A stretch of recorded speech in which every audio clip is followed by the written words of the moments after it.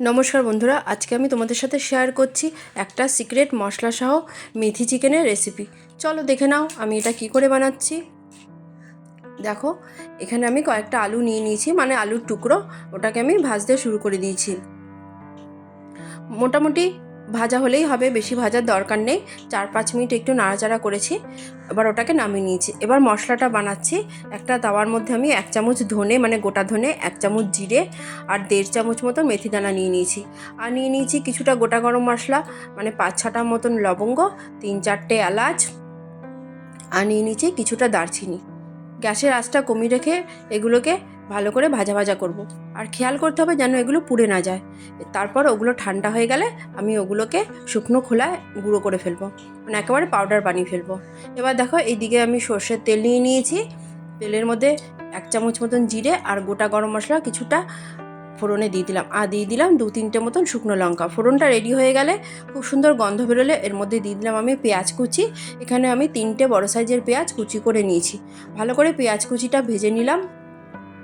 এরপর এখানে দিয়ে দিলাম আদা, রসুন আর লঙ্কার পেস্ট। এখানে আমি 1 চামচ মতন আদার পেস্ট, 1 চামচ রসুনের পেস্ট আর বেশ কিছুটা কাঁচা লঙ্কা পেস্ট করে নিয়েছিলাম। নাড়াচাড়া করার পর দিয়ে দিলাম টমেটো পেস্ট, 2টো মাঝারি সাইজের টমেটো আমি পেস্ট করে নিয়েছিলাম, ওটাই দিয়ে দিলাম। দিয়ে নাড়িয়ে চাড়িয়ে নিয়ে এবার আমি হলুদ গুঁড়ো দিলাম 1 চামচ মতন। আর দেখো, এখানে আমি আগে থেকেই চিকেনটা ম্যারিনেট করে রেখেছিলাম। নুন, হলুদ, সর্ষের তেল আর 1 চামচ মতন জিরের গুঁড়ো আর 1 চামচ মতন ধনের গুঁড়ো দিয়ে খুব ভালো করে মাখিয়ে আধ ঘন্টা মতো রেখে দিয়েছিলাম। এবার দেখো, সবগুলো দেওয়ার পর ঢাকনাটা দিয়ে আমি ঢেকে রাখবো 10 মিনিট পর। 10 মিনিট পর ঢাকনাটা সরিয়ে আবার একটু নাড়িয়ে চাড়িয়ে নিলাম। গ্যাসের আঁচটা কিন্তু মাঝারি করে রান্নাটা করবে। এরপর আমি যেই পাউডারটা বানিয়ে রেখেছিলাম সেই পাউডারটা এর মধ্যে দিয়ে দিলাম। পুরোটা না, অর্ধেকটা মতন দিয়েছি। দিয়ে খুব ভালো করে মিশিয়ে নেব। তারপরে আবার ঢেকে রাখবো 10 মিনিট মতন। 10 মিনিট পর আবার ঢাকনাটা সরিয়ে নিলাম। দেখো, সাইড দিয়ে কত জল বেরিয়েছে। এবার খুব ভালো করে আবার এটাকে মিশিয়ে নেব।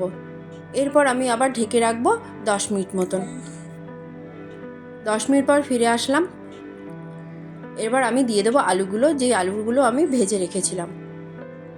আলুগুলো দিয়ে মশলার সাথে আর মাংসর সাথে আলুগুলো খুব ভালো করে মিশিয়ে নেবো। মিশিয়ে নেওয়ার পর ঢেকে রাখবো। এখন কিন্তু জল দেবো না, ঢেকে রাখলাম আবার 10 মিনিট মতন। এবার দিয়ে দিলাম পরিমাণ মতন নুন দিয়ে ভালো করে নাড়িয়ে চাড়িয়ে নেবো। এরপর দিয়ে দিলাম জল। যেহেতু এটা মাখো মাখো করবো, সেই জন্য আমি 1 গ্লাস মতন উষ্ণ গরম জল দিয়েছি। দিয়ে খুব ভালো করে মিশিয়ে নেবো। এরপর আমি দিয়ে দিলাম কসুরি মেথি, হাতে ডলে দিয়ে দিলাম। এখানে আমি 1.5 চামচ মতন কসুরি মেথি নিয়েছি।